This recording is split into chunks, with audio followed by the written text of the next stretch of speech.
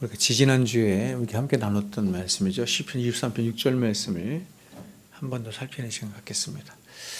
자, 우리가 지난 시간에 인간의 피할 수 없는 실존에 대해서 우리가 함께 잠깐 말씀을 나눴는데,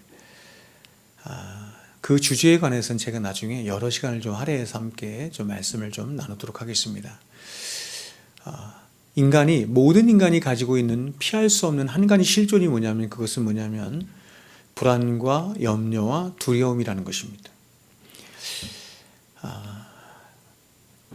지난 시간 제가 말씀을 드린 것처럼 이 불안이나 염려와 또 두려움, 이런 것은 참 우리가 원하는 게 아니죠, 그렇죠? 우리가 원하는 게 아닌데 마치 우리의 친구처럼 우리 평생의 삶 속에 우리에게 딱 달라붙어서 한 번도 떨어지지 않고 죽는 그 순간까지 계속해서 우리와 함께 따라다니고 친구처럼 있는 존재가 바로 이 불안, 염려, 두려움이다, 이렇게 말씀을 드릴 수가 있습니다.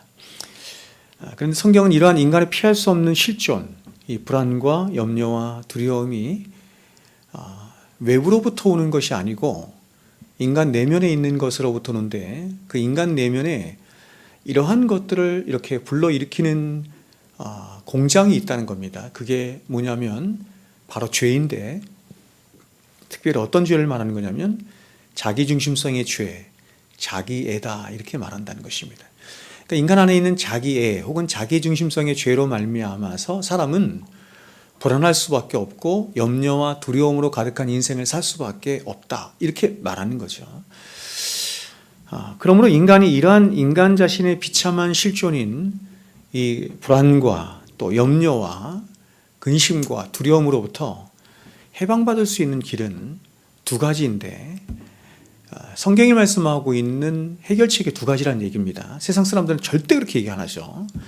성경이 말씀하는 해결책은 두 가지인데, 하나는 뭐냐면 첫 번째는 소극적인 방식으로 이러한 근심과 염려와 두려움을 불러일으키도록 하는 바로 우리 안에 있는 자기애를 죽이는 거죠. 자기애를 부인하고 죽이는 방법이 첫 번째고, 더 적극적인 방법이 있는데 그것은 뭐냐면 하나님이 창조하신 창조의 원리 혹은 창조의 질서로 돌아가는 것입니다. 바로 그 창조의 질서 안에서 하나님이 주시는 참된 안식과 평강을 얻는 방법인데, 우리가 창세기를 통해서 혹은 성경 전체를 통해서 말씀하는 하나님이 인간에게 주신, 인간을 창조하신 그 창조의 원리가 뭐냐면 하나님과의 의존의 관계다, 이렇게 말하는 거죠. 하나님과의 의존의 관계를 통해서 하나님을 사랑하고 이웃을 사랑하며 살아가는 것, 그것이 바로 하나님 인간을 창조하신 창조 원리다, 이렇게 말합니다. 그러니까 여러분, 인간이란 어떻게 살아가는 것이 가치 있게 살고 바르게 살고 참되게 살며 또한 행복하게 사는 게 있냐면 사랑하며 사는 것이다, 이렇게 말할 수 있는 것이죠.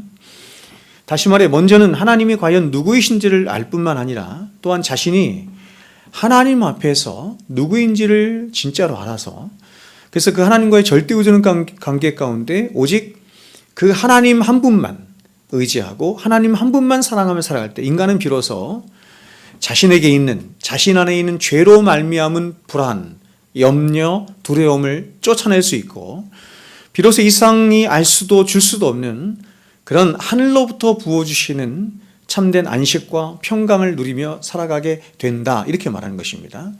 이것을 성경이 구원이라고 해요. 이것을 구원이라고 하는 것입니다. 그래서 어거스틴이 하나님이여, 내가 당신 안에서 안식을 찾기 전까지 내 안에는 참된 안식이 없나이다 라고 말한 이유가 여기 있는 것입니다. 하나님 외에 세상에서 우리가 안식 혹은 평강을 찾을 수 있는 길은 없어요. 오직 하나님 한 분뿐이다, 이렇게 말하는 것입니다. 그러므로 우리는 우리 자신을 사랑하고 또 세상을 사랑한 채로는, 그래서 그런 우리 안에서 끊임없이 샘솟듯 일어나는 불안과 염려와 근심을 끌어안고 살아가는 채로는 우리는 절대로 평강이 무엇인지, 안식이 무엇인지, 더 나아가서 자유가 무엇인지 알 수 없을 뿐만 아니라 또한 그런 삶을 살아가는 것은 절대로 불가능한 것입니다. 뿐만 아니라 우리가 그렇게 우리 자신을 사랑하고 세상을 사랑한 채로는 우리는 또한 절대로 하나님이 우리를 창조하신 창조의 목적으로 돌아가서, 다시 말하면 하나님이 우리를 창조하신 창조의 목적은 하나님의 영광을 위한 삶인데 그런 영광을 위한 삶을 살 수 없다, 이런 것입니다. 세상을 사랑하고 우리 자신을 사랑한 채 하나님의 영광을 위하여 살아갈 수 있다라고 하는 것은 절대로 불가능한 것입니다. 그분의 영광도 구하면서 나의 영광도 함께 구하는 것은 불가능한 거예요. 그런 것은 없어요. 내가 쇠하여야만 하나님이 영광을 받으실 수 있는 거예요. 기독교 신앙의 최고의 존재 목적은 하나님의 영광을 위한 삶에 있는 것인데, 그 영광을 위한 삶의 전제가 뭐냐면 바로 내가 쇠하여 가는 것에 있다, 이렇게 말할 수 있는 것입니다. 따라서 이것을 역으로 다시 말하면, 지금 다윗이 여호와는 나의 목자시니 내게는 어떤 부족함도 결핍도 없습니다 라는 이 위대한 신앙을 고백을 할 수 있었던 그 근본 비결이 뭐냐면 바로 그가 자신의 평생의 삶을 통해서 알고 누리며 경험했던 바로 자신의 영혼의 목자 되신 하나님에 대한 바른 지식을 그가 먼저 가졌고, 그리고 그 하나님을 아는 바른 지식으로 말미암아서 하나님과의 바른 관계 안에서 그 하나님의 은혜와 사랑을 풍성하게 누리며 살았던 그 삶에 있다, 이렇게 말할 수 있는 것입니다. 우리가 알고 있는 것처럼 다윗은 일평생을 마치 사망의 음침한 골짜기를 지나는 것 같은 그런 삶을 살았습니다. 그런 위험천만하고 눈물과 배신과 고난으로 가득한 삶을 다윗이 살았죠. 그런데 그래서 이러한 인생의 끊임없는 고난들과 아픔들로 인해서 우리가 생각할 때는 다윗의 인생에는 수많은 불행과 염려와 두려움으로 가득한 그런 삶을 다윗이 살아갈 뿐이다, 이렇게 생각할 것 같은데, 그런데 이런 그가 마치 그러한 자신의 부인할 수 없는 모든 불행한 실존들을 향해서 잠잠하라, 이렇게까지 말할 수 있었던 그 근본 비결이 뭐냐면 바로 이 세상 누구도 알 수 없었던 하나님과의 관계에 있었던 것입니다. 다시 말하면 다윗은 자신의 평생의 삶을, 자신의 인생의 토대를 바로 자신의 영혼의 목자 되신 하나님과의 관계의 토대 위에서 자신의 인생을 놓았던 것입니다. 특별히 다윗은 자신이 평생에 걸쳐 경험한 바로 자신의 영혼의 목자 되신 하나님의 그 위대하신 성품들 가운데 자신의 평생의 삶을 지탱하도록 도와준 하나님의 두 가지 성품을 오늘 본문을 통해서 우리에게 말하고 있는데, 그 두 가지 성품이 바로 이것입니다. 와 헤세드 터브입니다. 하나님의 선하심과 인자하심입니다. 하나님의 선하심과 인자하심입니다. 그는 우리 이렇게 고백합니다. 내 평생에, 자신의 평생의 삶을 통해서 하나님의 선하심과 인자하심이 반드시 나를 따르리니, 자신의 평생의 삶을 통해서 하나님의 선하심과 인자하심이 나를 따른 것을 내가 경험했기에 결심하는 것입니다. 나는 여호와의 집에 영원히 살 것입니다. 이렇게 고백하는 것이죠. 여러분, 머리로만 아는 게 되는 게 아니죠. 자신의 실제적인 체득된 지식으로 하나님의 선하심과 인자하심이 평생의 삶의 구석구석에서 경험되어지고 학습되어지고 깨달아졌다, 이런 말입니다.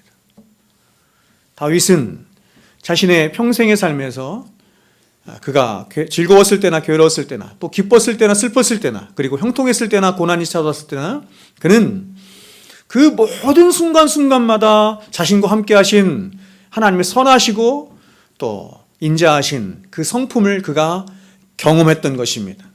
그래서 그는 이렇게 말하는 것, 내 평생의 선하심과 인자하심이 정녕 나를 따랐습니다, 이렇게 말하는 것이죠. 그렇다면 다윗이 경험한 하나님의 선하심과 인자하심이 어떤 것인지 오늘은 그 두 가지를 함께 살펴보겠습니다. 먼저 시인은 하나님의 선하심에 대해서 말합니다. 그렇다면 여기서 시인이 말하고 있는 하나님의 선하심이란 어떤 것을 말하는 것일까요?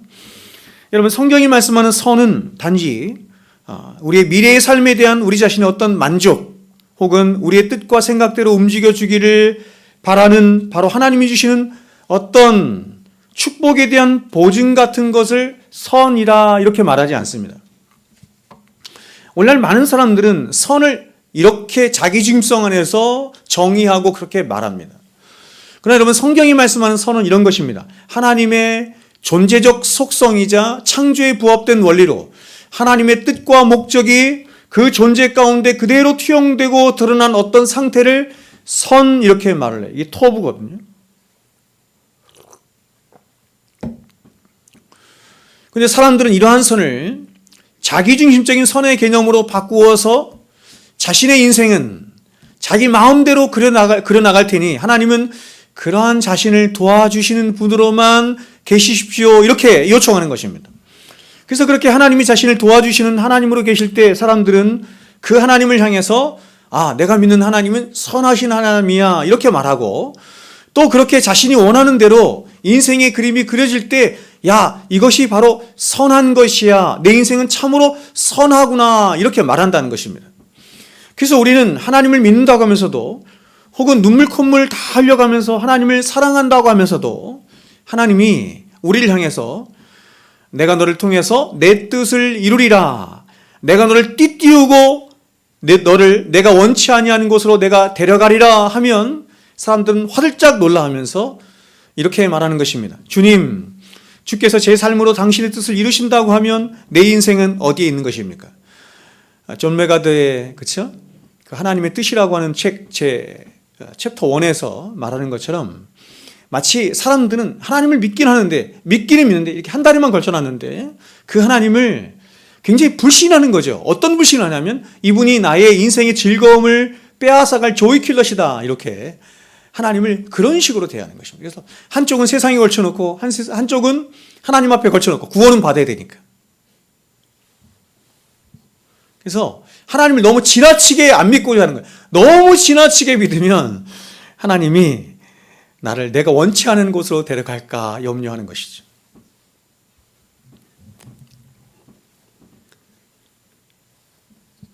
그럼 여러분, 이런 우리를 향해서 주님이 뭐라고 말하실 것 같습니까? 아마 이렇게 말씀하시지 않을까요? 그러면 과연 네가 말씀을 통해서 은혜를 받고 눈물을 흘리며 손들고 회개한 것은 과연 무엇이었느냐? 너의 그 회개의 눈물은 진정으로 무엇이었느냐? 은혜를 받으며 내 뜻대로 살겠다고 다짐한 네 맹세는 과연 무엇이었느냐? 우리에게 이렇게 질문하실 것이라고 생각합니다. 그러니까 여러분, 우리가 믿음을 가졌다, 혹은 하나님 앞에 회개했다, 하나님 앞에 눈물을 흘렸다, 이게 악어의 눈물이 될 수도 있는 것이고 거짓 신앙이 될 수도 있는 것이고, 전혀 다른 방향으로, 믿음이라고 하는 것 자체가 그런 거 아닙니까? 믿음이 무엇을 향해 있는 거잖아요. 믿음의 대상을 향해서 있는 거잖아요. 근데 그 믿음의 대상이 하나님이 아닌 다른 대상을 향해 있으면서 부르기를 그냥 하나님 이렇게 부를 수 있는 거예요.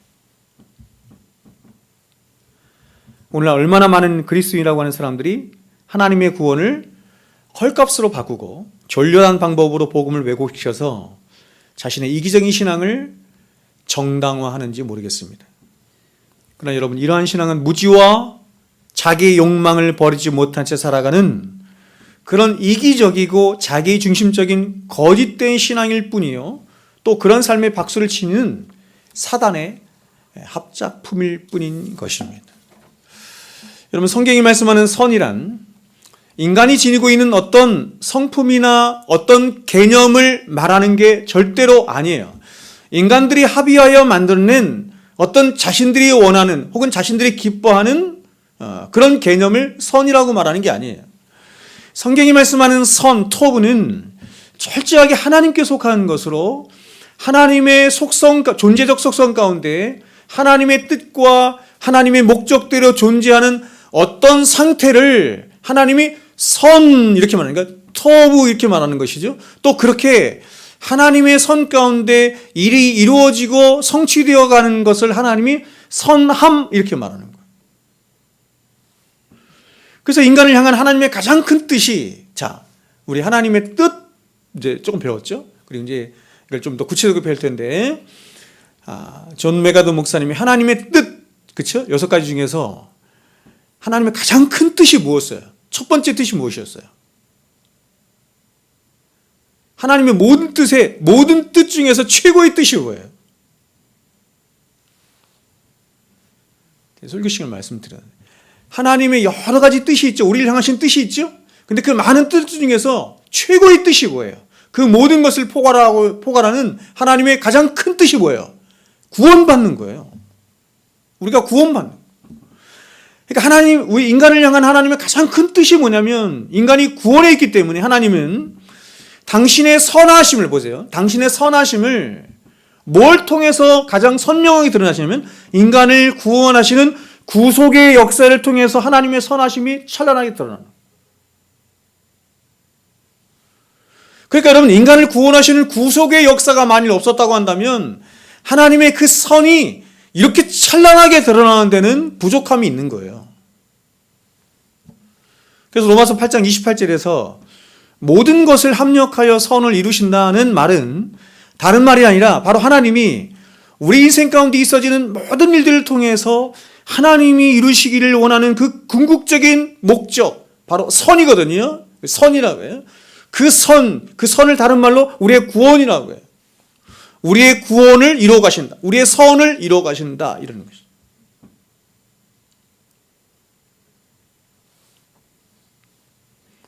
왜 하나님이 나에게 이런 가정에서 태어나게 하셨는가? 왜 나는 이 모양으로서 이 모양 가운데 태어났는가? 왜 나는 이런 성품을 가졌는가? 왜 내 인생 속에서 이런 환경이 있고 이런 일들을 만나고 내 인생 가운데 있어지는 모든 사건, 사고, 환경 모든 것들은 하나님의 선을 이루기 위한 하나님의 선하신 손길이다 이렇게 말했습니다. 그 선이 뭐라고요? 구원이다 이렇게. 구원. 로마서 8장의 문맥이 그렇습니다. 그러므로 이런 성경이 말씀하는 선이라는 측면에서 그리스도인의 성화를 말할 때도 그리스도인의 성화의 삶이란 이렇게 말할 수 있죠. 바로 하나님의 선을 나의 선으로 받아들이고 하나님이 내 인생 가운데 목적하시는 최고의 선이, 최고의 목적이 내 구원이에요. 그래서 나도 내 인생 가운데에서 최고로 내가 궁극적으로 이루어야 할 것이 뭐냐면 구원이에요. 그래서 하나님의 선을 나의 선으로 받아들이고 인정하며 기뻐하는 데까지 나아가도록 하는 그런 순복의 과정을 성경이 성화라고도 말하는 것입니다. 그러므로 이러한 하나님의 선하신 뜻을 알고 깨달은 우리가 성화되어 가면 성화되어 갈수록 우리는 하나님 앞에 이렇게 기도를 당연히 하게 되는 겁니다. 이렇게 하죠. 주님, 나를 깨트려 주십시오. 나의 생각을 깨트려 주시고 나의 계획을 깨트려 주시고 또 나의 아집과 교만과 집착들을 깨트려 주십시오. 그래서 오직 나의 마음을 당신의 은혜로만 채우셔서 나를 통해서 당신의 이름만 높여지게 하시고 당신의 뜻만 이루어지게 하시며 당신의 나라만 임하게 하여 주시옵소서. 이렇게 기도가 되겠죠. 이게 성화되어 가고 있는 사람의 특징이에요. 그래서 에스피노사는 시편 51편을 이용해서 이렇게 찬송한 겁니다. 굉장히 잘 유명한 찬송이죠. 항상 진실케 내 맘 바꾸사 하나님 닮게 하여 주소서. 주는 토기장이 나는 진흙 나를 빚으소서 기도하오니. 하나님 앞에 내가 기도하고 바라는데 그 모든 기도, 모든 바람, 모든 소원이 뭐냐면 하나님께서 나를 당신의 거룩한 백성으로 빚어 가시는 것에 있습니다. 이렇게 말합니다. 여러분, 우리라고 하는 존재는 진짜 하나님을 만난 하나님의 백성들은 그걸 알죠. 나라고 하는 존재는 계속해서 깨뜨려지고 부인되어지고 쇠하여야 할 존재라는 것을 알죠. 기독교 신앙의 목적이에요. 그래서 우리의 죄된 자아는 점점 사라져가고 오직 하나님의 선하신 성품과 인격과 뜻만이 남아서 우리를 통해서 하나님 그분만 높여지고 그분의 영광만이 나타나는 거예요. 그러니까 여러분, 우리를 향하신 하나님의 궁극적인 목적은 우리를 통해서 하나님의 영광이 나타나는 것이죠. 그래서 하나님의 형상, 이마고 데이잖아요. 근데 우리를 통해서 하나님의 영광이, 하나님의 형상이 드러나려면 어떻게 해야 돼요? 우리는 쇠해야 되죠. 우리 안에서 하나님 그분만이 나타나야 되죠. 그분만이 흥하여셔야 되죠.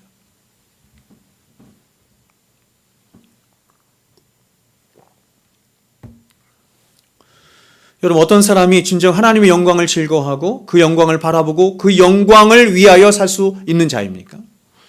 과연 어떤 사람이 이름도 빛도 없이 늘 감사함으로 자신의 십자가를 지고 믿음의 선한 싸움을 살 수 있는 사람입니까? 바로 하나님의 선을 자신의 인생에서도 기꺼이 선이라고 받아들이며 또 기뻐하는 그런 인격적인 설복, 하나님 앞에서의 인격적인 설복이 있는 자가 그렇게 할 수 있다. 그래서 그렇게 하나님의 선을 자신의 인생 가운데 진정으로 크게 보고 깨닫고 기뻐한 자는 자신의 인생 속에 어떤 환난이나 어려움이나 고난이 찾아온다 할지라도 절대로 그것으로 인해서 낙심하거나 절망하거나 냉소하거나 포기하잖아요. 그래서 말씀이 중요한 거죠. 말씀이 없으면 이해를 못하는 거야. 하나님의 고난 속에서 우리를 빚어가시고 고난 속에서 우리를 당신의 거룩한 백성으로 우리를 빚어가시는데 말씀이 없으면 그 분별이 안 되는 거야. 왜 이러시나 그런.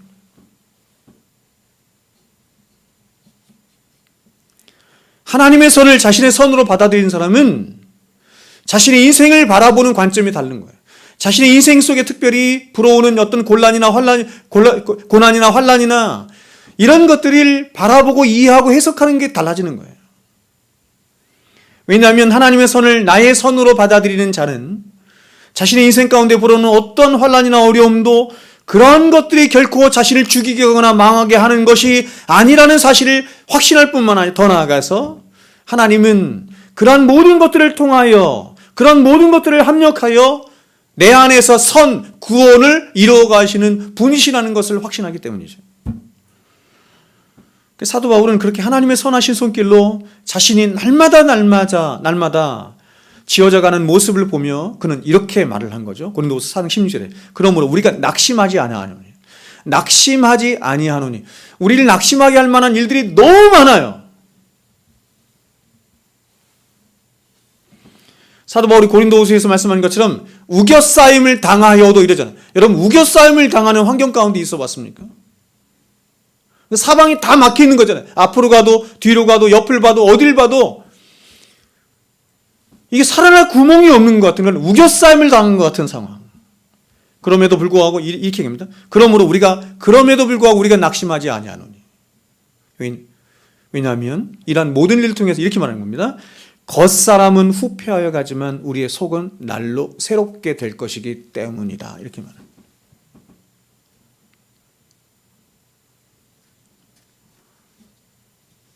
겉사람은 후패하나 우리의 속은 날로 새롭도다. 정말 이렇게 되어야 돼. 우리의 속이 날로 주님의 은혜로만 채워져야만 해요.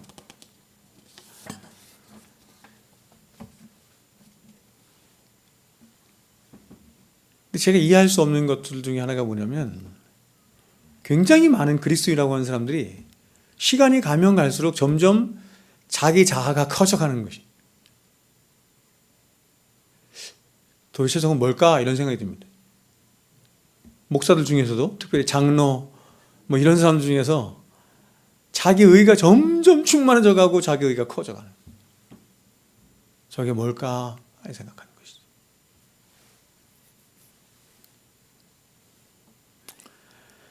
여러분, 하나님과의 관계에서 경험하는 우리의 모든 불만족은 모두가 다 하나님의 선하신 계획 아래 우리의 인간적인 계획과 욕망들을 그분 앞에 복종시키지 아니한 결과인 거예요.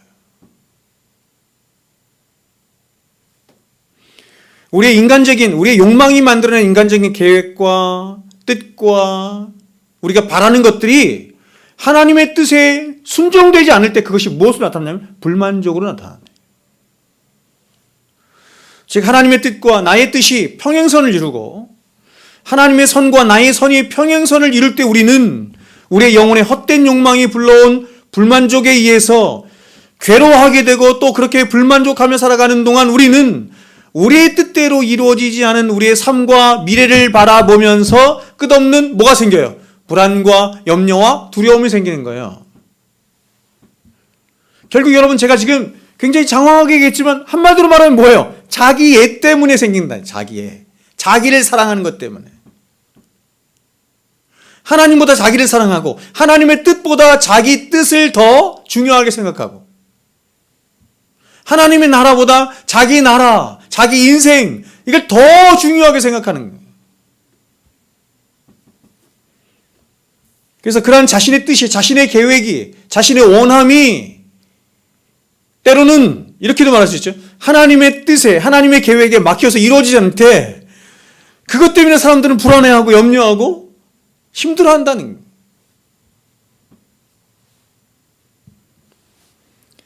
여러분, 하나님의 선하심은 결코 패할 수 없는 선하심입니다. 그래서 치셜롬은 이렇게 노래하는 것입니다. 오 신실하신 주 내 아버지여, 늘 함께 하시니 두려움 없네.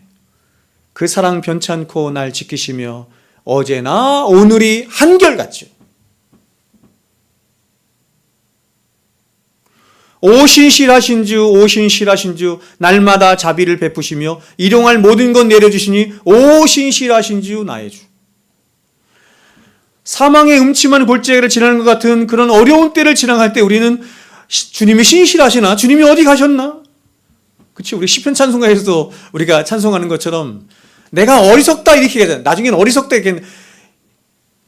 하나님의 손이 어디 갔나? 하나님의 팔이 어디 갔나? 그러나 하나님은 어제나 오늘이나 늘 신실하시죠.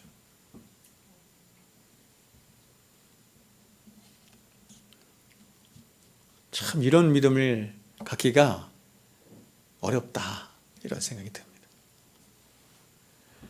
그러므로 여러분, 피할 수 없는 그 영원하신 하나님의 선하심을 믿고 여러분이 의지하며 살아가는 그런 성도들이 될 수 있기를 바랍니다.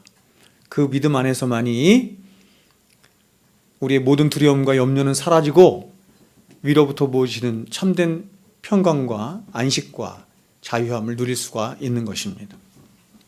자, 두 번째, 시인이 자신의 평생의 삶을 통해서 경험한 하나님의 성품은 이것입니다. 헤세드입니다. 이거를 한글 성경은 이렇게 번역했습니다. 인자하심, 이렇게 번역했습니다. 여러분, 이 인자라는 말보다 우리를 더 친숙하게, 우리에게 더 친숙한 말이 있는데, 이 인자라는 말이 히라버로 번역됐을 때예요. 그러니까 히브리어는 이게 인자고 히라버로 번역되면 뭘까요? 예? 아가페입니다. 아가페. 사랑이에요. 이 헤세드, 즉 아가페는 성경이 말씀하는 가장 위대한 말로 하나님의 본질적 속성 혹은 그냥 하나님 자신, 이렇게 말할 수 있어요. 한 구약학자는 이 헤세드라는 단어의 위대한 의미에 대해서 그는 이렇게 말을 했습니다. 내가 30여 년 이상을 이 단어를 연구하는데 나의 인생을 바쳤지만 나는 이제 겨우 헤세드라는 개념의 산으로 올라가는 초입에 도달했을 뿐이다, 이렇게 말했습니다. 여러분, 이처럼 이 헤세드는, 즉 이 아가페가 지니는 의미는 하나님 자신처럼 깊고 크고 광대해요. 요한은 하나님에 대해서 말하려고 할 때 이렇게 말했습니다. 하나님을 뭐라고 표현했냐면 하나님은 사랑이시니라. 하나님을 그냥 한마디로 말하는데 그냥 하나님은 사랑이시니라, 이렇게 말했어요.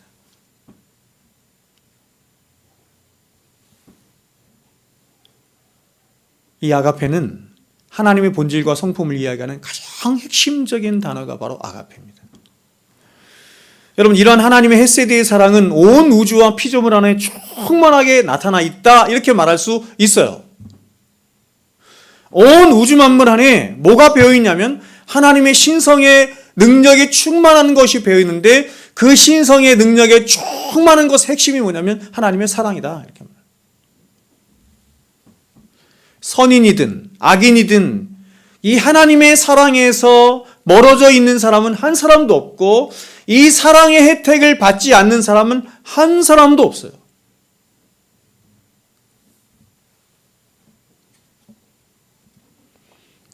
믿는 우리들만, 믿는 하나님 백성들만 하나님의 사랑 안에 거하는 게 아니에요. 믿는 우리들만 하나님의 은혜 안에 거하는 것이 아닙니다. 우리가 일반 은혜, 그렇죠? 특별 은혜 이렇게 배웠던 것처럼 세상 사람들도 하나님의 일반 은혜 안에 있어요. 세상 사람들도 하나님의 사랑에 빚져 있는 거예요.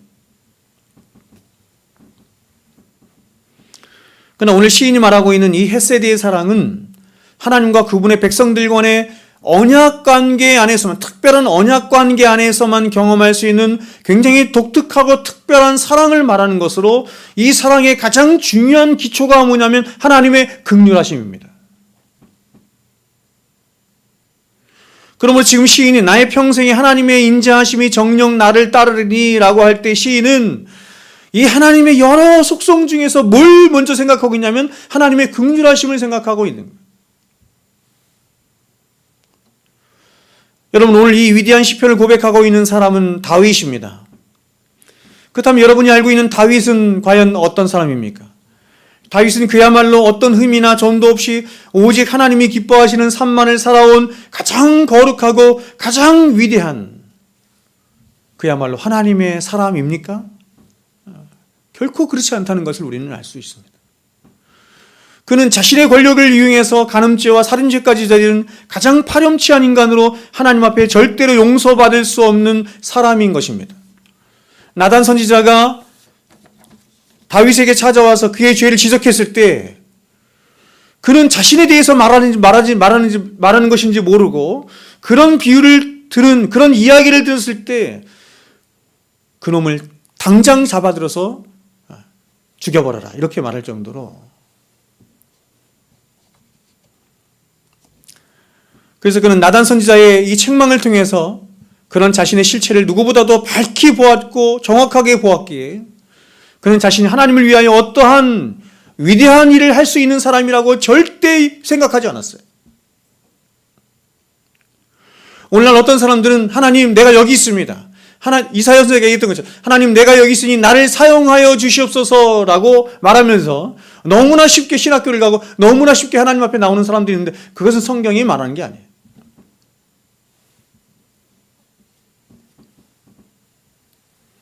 다윗은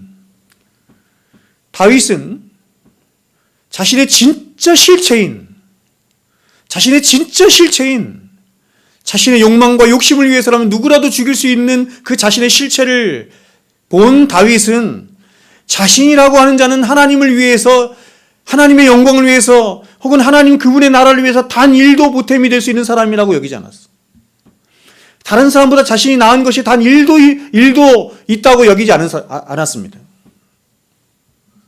그는 그저 자신 안에서 말할 수 없는 궁핍과 가난과 부패와 무능만을 보았던 것입니다.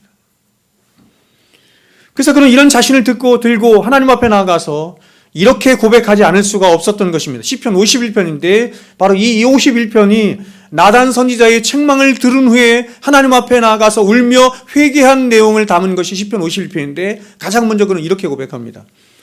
1절에 3절에 하나님이여 주의 인자를 따라, 하나님이여 주의 인자를 따라 내게 은혜를 베푸시며 주의 많은 긍휼을 따라 내 죄악을 지워 주소서. 그가 지금 하나님 앞에 의지하며 하나님 앞에 기대고 있는 것은 하나님이여 주의 인자를 따라, 헤세드죠? 근데 여기서 헤세드가 바로 긍휼이에요. 하나님의 긍휼하심을 따라 나를 긍휼히 여겨주시옵소서, 이러는 것이죠. 나의 죄악을 맑게 씻기시며 나의 죄를 깨끗이 제하소서. 무릇 나는 내 죄가를 나오니 내 죄가 항상 내 앞에 있나. 내 죄가 항상 내 앞에 있습니다. 나는 이 죄로부터 벗어날 수 없는 존재입니다. 항상 나는 이 죄와 함께 살아갈 수밖에 없는 존재입니다. 그러니 하나님의 긍휼하심이 없으면 나는 절대로 살아갈 수 없는 존재입니다. 이렇게 말하는 거예요. 다윗은 자신이 의지할 것이라고는 오직 하나님의 긍휼하심과 인자하심 뿐이다, 이렇게 말하고 있는 것입니다. 그분의 긍휼하심과 인자하심이 아니라고 한다면 다윗 자신은 어떠한 소망도 없는 자일 뿐임을 고백하고 있는 것입니다. 그러므로 지금 다윗이 하고 있는 나의 평생에 주의 인자하심이 정녕 나를 따르리니 라고 하는 고백을 보다 정확하게 말하면 하나님의 아가페가, 혹은 하나님의 긍휼하심이 정녕 나의 평생의 삶을 추적할 것이니, 이렇게 말합니다.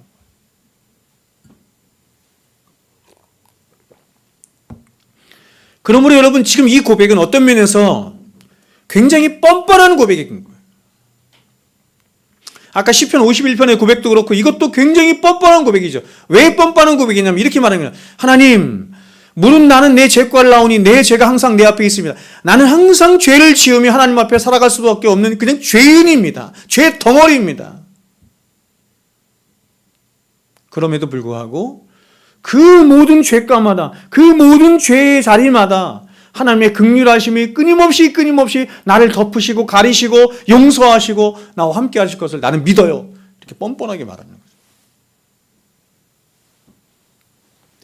시인은 자신의 평생의 삶 동안 자신의 부패와 무능과 수많은 결점들을 너무나도 자신 안에서 생생하게 보았기에 그는 자신을 향한 끝없는 절망을 경험하지 않을 수가 없었을 것입니다.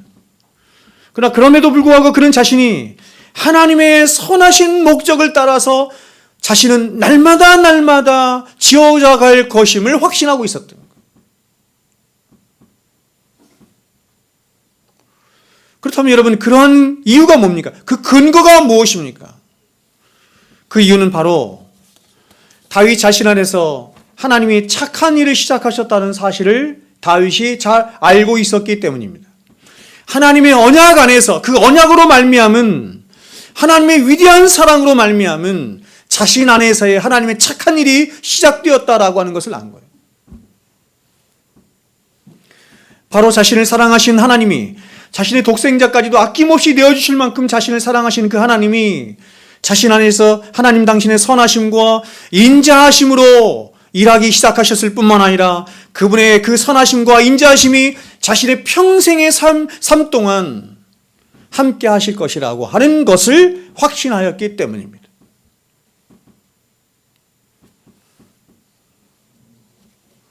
여러분, 이것은 우리도 마찬가지죠. 여러분, 이 시간 우리 자신을 한번 생각해 보시기 바랍니다. 과연 저와 여러분의 평생의 삶에 우리가 자랑할 것이 과연 무엇이며 우리가 의지할 것이 무엇이며 하나님 앞에 내어놓을 만한 것이 무엇이었습니까? 저와 여러분의 평생의 삶에 과연 정직하게 말해서 하나님의 헤세드의 사랑이 없었다고 한다면, 그리고 그분의 긍휼하심이 없었다고 한다면 우리는 과연 무엇인가? 우리는 과연 무엇이라는 말입니까? 살아서나 죽어서나 어찌할 수 없는 죄된 우리 인생에 덧입혀진 그분의 사랑하심과 긍휼하심은 바로 우리가 이 땅을 살아가면서 가질 수 있는 우리의 유일한 소망이며 전부이며 자랑이 아니고 무엇이겠습니까? 하나님 앞에 내가 자랑할 만한 것이, 내세울 만한 것이 단 일이라도 있습니까? 여러분, 그리스도인은 어떤 사람입니까? 그리스도인은 과거적으로는 예수를 십자가에 못 박아 죽인 악한 죄인임에도 불구하고 그런 자신을 용서해 주시고 긍휼히 여기신 그 십자가의 사랑이 선명하게 새겨져 있는 자가 바로 그리스도인인 것이죠. 그렇게 그는 비록 자신이 하나님 앞에 여전히 부족하고 여전히 연약하며 아무것도 자랑할 것이 없는 자라는 사실을 너무나 분명하게 알고 있음에도 불구하고 그는 자신에게 선명하게 새겨져 있는 그 주님의 십자가의 사랑과 긍휼하심 때문에 절대로 어떠한 경우에도 낙심하거나 절망하거나 냉소하지 않아요.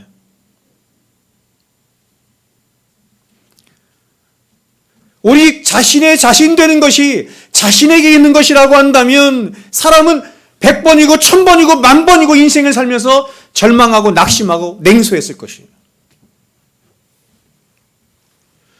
자신을 구원하는 그 구원의 근거가 자신에게 있다고 한다면 우리는 인생을 살아가면서 얼마나 불안에 떨겠습니까? 그렇죠?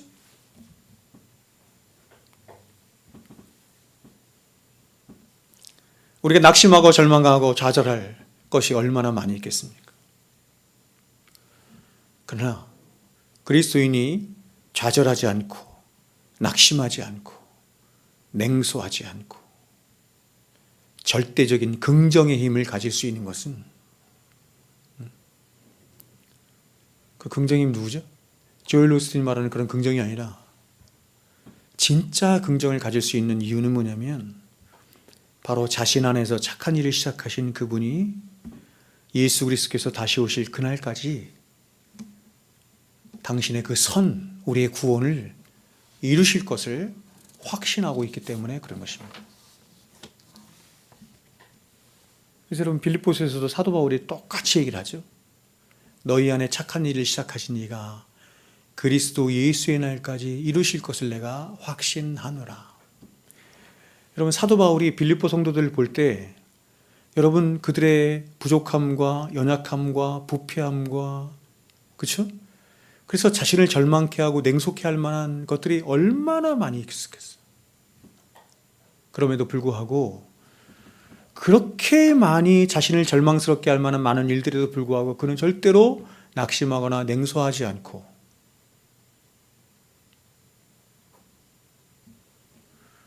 그들을 구원하고 그들을 바르게 인도할 만한 것이 자신에게이기 때문에 그렇게 말하는 것이 아니라, 또한 그러한 근거나 자원이 그들 안에 있기 때문에 그렇게 말하는 것이 아니라, 그 착한 일을 시작하신 분이 바로 하나님 그분이시기 때문에 그는 냉소하지 않고 믿으며 말하는 거예요. 너희 안에 착한 일을 시작하신 이가 예수의 날까지 이루실 줄 내가 확신하기에 나는 낙심하지 않는다.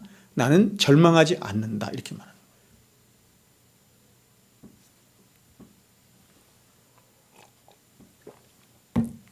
그러니까 여러분, 저 보세요. 우리가 지금 영원히 지혜, 그렇죠? 우리 자녀들이잖아요. 또 예랑이, 그렇죠? 저에게 두 자녀가 있는데 우리를 실망시키고 낙심시킬 만한 일들이 산더미처럼 많죠.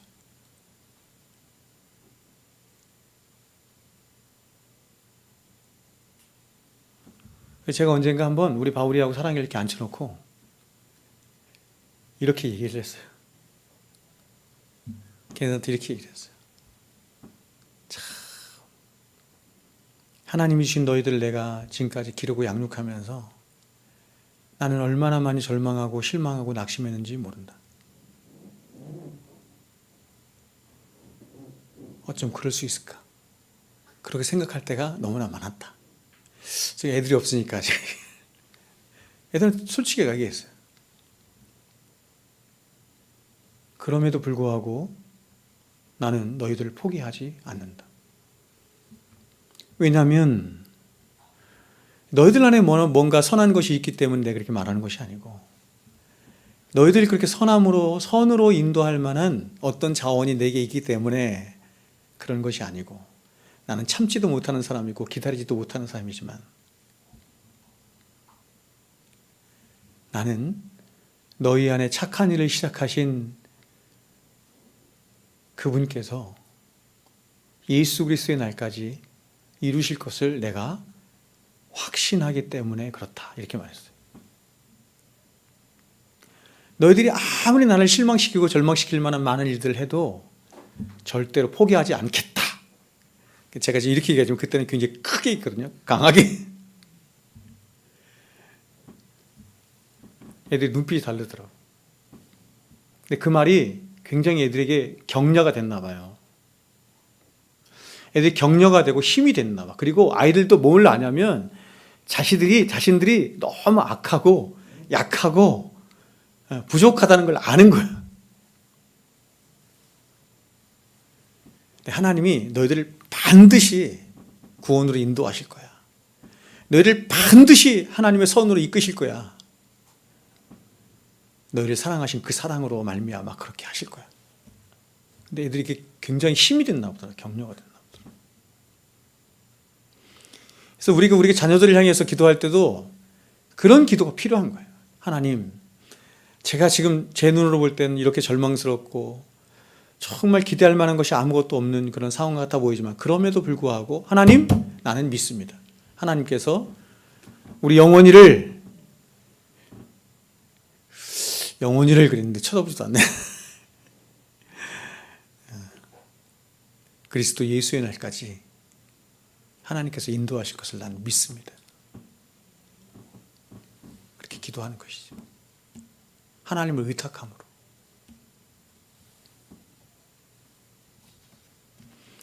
이렇게 하나님을 의탁함으로 기도한다는 것이 놓는다는 의미가 아니에요. 방치한다는 의미가 아니에요. 최선을 다해서 우리는 자녀들을 위해서 기도하고 최선을 다해서 말씀으로 가르치고 양육하고 해야 합니다. 한편으로는. 그러나 또 다른 한편으로는 하나님께 의탁하는 거예요. 여러분, 우리가 시편을 보면 시편을 기록한 많은 시인들이 왜 자신들은 결국 오직 하나님만 의지할 수밖에 없고 하나님만 앙망할 수밖에 없는 것인지 그 이유를 거의 대부분 두 가지로 말해요. 요약해서. 그 두 가지가 뭔지 아세요? 첫 번째는 뭐냐면 하나님 앞에 끊임없이 기도하면서 첫 번째로 깨달은 지식인데 그 지식이 뭐냐면 자기 자신에 대한 지식이에요. 자기 자신에 대한.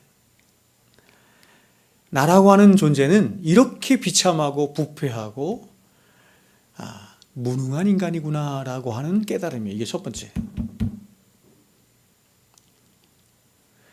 말씀을 통해서 이런 우리의 자신의 부족함과 무능함과 부패함을 깨닫잖아요.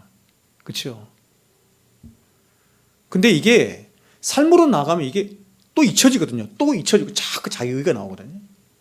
기도의 목적은 뭐냐면 그런 우리 안에 내재되어 있는 하나님의 말씀이 다시 바깥으로 나오는 거예요. 이걸 깨닫는 거죠. 오랜 시간 기도하면서 하나님 앞에 그런 자신의 부패와 무능을 깨닫는 거예요. 첫 번째. 두 번째는 뭐냐면 이런 자신을 절대로 내치지 않으시고 불쌍히 여기실 뿐만 아니라 끝까지 사랑하여 주신 그 하나님을 보세요. 그리스도 안에서 깨닫는 거예요. 하나님이 우리를 끝까지 사랑하신다. 절대로 놓지 않는다는 그 하나님의 의지를 우리가 어디서 발견하냐면 십자가에서 발견하는 거예요. 그래서 다윗은 다른 시편에서 이렇게 고백한 겁니다. 들어보세요. 시편 103편에 여호와는 긍휼이 많으시고 은혜로우시며 노하기를 더디하시고 인자하심이 풍부하시도다. 하나님의 성품에 대해서 먼저 얘기하죠. 하나님이 어떤 분인지. 제가 예전에 기도에 대해서 여러분에게 말씀을 드릴 때도 그렇죠? 여러분에게 말씀을 드린 것처럼 우리가 하나님 앞에 기도할 때 하나님을 부르는 게 되게 중요한데 근데 어떤 하나님을 부르냐가 되게 중요해요. 그래서 항상 하나님 앞에 많은 수식어가 붙어 있는 거예요. 그냥 하나님 이렇게 부르지 않고 긍휼이 많으시고 은혜로우시며 노하기를 더디하시고 인자하심이 풍성하신 하나님이에요. 이렇게 계속해서 말합니다. 자주 경책하지 아니하시며 노를 영원히 품지 아니하시도다. 우리의 죄를 따라 우리를 처벌하지는 아니하시며 우리의 죄악을 따라 우리에게 그대로 갚지는 아니하셨으니 이는 하늘이 땅에서 높음 같이 그를 경외하는 자에게 그의 인자하심이 크도다. 하나님의 인자하심, 헤세드가 얼마나 크냐면 하늘이 땅보다 높은 것 같이 크대요. 또 이렇게 말합니다. 동이 서에서 먼 것 같이 우리의 죄가를 우리에게서 멀리 옮기셨으며, 여러분 동이 서에서 먼 것 같이 우리의 죄가를 우리에게서 멀리 옮기셨다는 말이 무슨 말인지 아세요? 동쪽과 서쪽은 영원토록 못 만나는 거거든요. 동쪽은 동쪽으로 가고 동이 서에서 먼 것 같이 있느냐면 동쪽과 서쪽은 영원히 만날 수 없는 것처럼 하나님이 그렇게 우리의 죄가를 기억조차 안 하신다 이런 뜻이죠. 아버지가 자식을 긍휼히 여김같이, 그러니까 하나님이 여러 가지를 통해서 하나님이 우리를 어떻게 얼마나 사랑하시는지, 얼마나 긍휼히 여기신지를 말씀하는 거죠. 아버지가 자식을 긍휼히 여김같이 여호와께서는 자기를 경외하는 자를 긍휼히 여기시나니 이는 그가 우리의 체질을 아시며 우리가 단지 먼지뿐임을 기억하심이로다. 인생은 그 날이 풀과 같으며 그 영화가 들의 꽃과 같도다. 그런 것 같죠.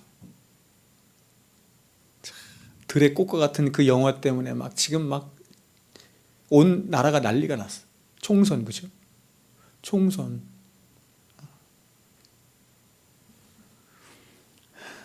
그 한 자리 차지하기 위해서 양심도 팔아먹고 별거 다 하는 거야. 그냥 할 수 있는 거 다 하는 거지. 그것들은, 세상의 영화들은 바람이 지나가면 없어지나니 그 있던 자리도 다시 알지 못하거니와 여호와의 인자하심은 자기를 경외하는 자에게 영원부터 영원까지 이르며 그의 의는 자손의 자손에게 이르니 곧 그의 언약을 지키고 그의 법도를 기억하여 행하는 자에게로다. 것이죠. 이렇게 세상의 사람들이 자랑하고 기뻐하고 좋아하는 모든 세상 부귀영화 이 모든 것들은 비유를 하기를 뭐에 비유하는 거예요? 들의 풀꽃과 같다 이렇게 말해요. 들의 풀꽃과 같다. 이 아름다운 꽃이죠, 그렇죠? 너무너무 아름다운 꽃. 얼마 못 가죠, 그렇죠? 들의 풀꽃과 같다는 거예요. 근데 하나님의 인자하심, 그렇죠? 하나님의 그 인자하심, 그 하나님의 헤세드의 사랑, 그렇죠? 그 하나님의 아가페의 사랑은 우리를 사랑하신 그 사랑은 그래서 그 사랑을 내 것으로 삼고 내 안에서 그 사랑을 갖는 것은 영원부터 영원까지 없어지지 않는 것이다.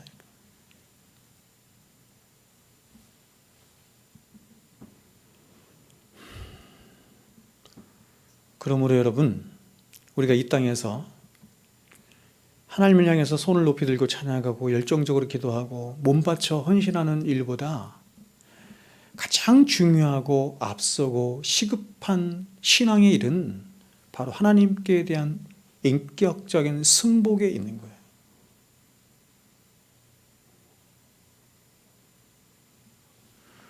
그래서 그분을 우리의 유일한 목자로 인정하고 받아들이는 일에 있는 것입니다. 그럴 때 우리는 그분 안에서 진정한 안식과 평강을 누리고 기쁨과 자유를 누리며 무엇보다 나그네 된 우리의 인생길을 하나님의 거룩한 부르심을 따라 주님의 뜻을 이루며 주님의 나라를 이루는 그 영생의 삶, 참된 하나님의 백성들로 살아가는 그 참된 영생의 삶을 하나님을 향한 전인격적인 설복의 삶을 통해서만 가능한 거죠. 그러니까 하나님이 계속해서 우리에게 자신에게 복종하라, 순종하라, 설복하라 말씀하시는 이유는 뭐냐면 그러한 삶을 통해서만 우리 인간이 진정한 행복에 이를 수 있고 진정한 평강에 이를 수 있고 구원에 이를 수 있기 때문인 거죠. 좀 더 나아가 볼까요? 예수님께서 나를 따라오려거든 자기를 부인하고 날마다 제 십자가를 지고 쫓아올 것이 이렇게 말씀해요. 그러니까 이게 제자훈련이나 이런 데서 얘기할 때 나를 따라오려거든 이게 굉장히 막 결연한 의지잖아요, 그죠? 이게 뭐냐면 주님을 따라서 주님의 일을 이루고 주님의 나라를 이루고 원수들과 싸워서 마귀들과 싸워서 뭔가 하나님의 일을 그러기 위해서는 막 주님을 따르고 내 십자가를 지고 이렇게 결연한 의지, 그렇죠? 이렇게 생각되지만 궁극적인 목적은 그게 아닌 거예요. 궁극적인 이유는 그게 아닌 거예요. 나를 따라오든 이 얘기는 뭐냐면 내가 가는 길에만 영생이 있고 내가 가는 일에만 참된 구원이 있고 행복이 있으니 이렇게 말하는 거예요. 근데 그 길은 너를 부인하는 길이고 네 십자가를 지고 나를 쫓아오는 거야. 이렇게 말하는 것이죠.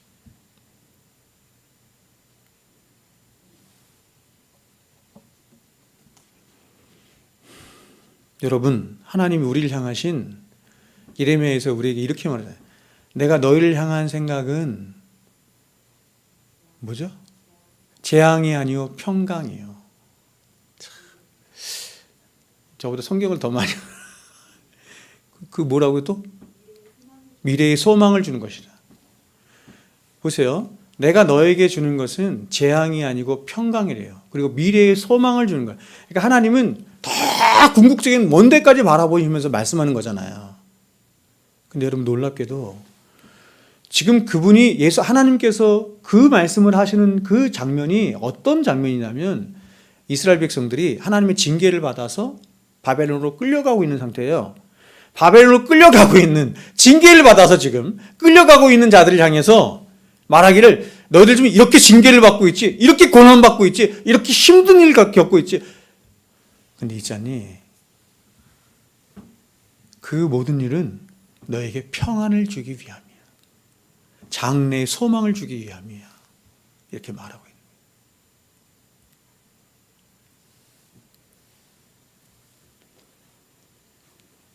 말씀 맺겠습니다. 여러분, 온 우주 만물을 지으신 하나님을 우리의 목자로 삼고 살아가는 것이 이 세상에서 가질 수 있는 최고의 지혜라는 사실을 잊지 마시기 바랍니다. 사람들이 망하는 것은 뭐냐면 이유는 바로 자신의 인생의 자신의 삶의 목자를 다른 것을 찾는 거죠. 여전히 세상이 끊임없이 말하는 것처럼 내 삶의 내 인생의 목자는 돈이니, 내 인생의 목자는 명예니, 내 인생의 목자는 건강이니, 그런 것이 나의 인생의 목자가 돼서 나를 행복한 길로 푸른 초장으로 맑은 물가로 인도할 것처럼 사람들이 생각하지만 아니에요, 여러분. 제가 늘 말씀드리지만 우리의 참된 목자이신 예수님이 우리 앞서 가시지 않으면, 우리 곁에 계시지 않으면 아무리 맑은 물가, 형통한 길이라 할지라도 그 길은 금세 사망의 음침한 골짜기로 변화버리는 것이에요. 그러나 우리 주님과 함께 가는 그 길은 사망의 음침한 골짜기를 지는 것 같은 지금 그런 때이지만 반드시 하나님은 장래에 우리에게 소망을 주셔서 장래에 하나님께서 우리를 인도하시길 원하는 그 영생의 길로 가는 길목에 있는 거죠. 그분의 지팡이와 막대기가 우리를 안위하시며 원수의 목전에서조차 우리에게 상을 베풀어 주시며 무엇보다 그분의 이름의 영광을 딱 걸고 우리를 의의 길로 우리가 원하는 길이 아니라 우리를 의의 길로, 하나님의 의롭다 하시는 그 길로 인도하시는, 진정으로 우리를 사랑하시는 하나님이신 줄로 믿습니다. 기도하겠습니다.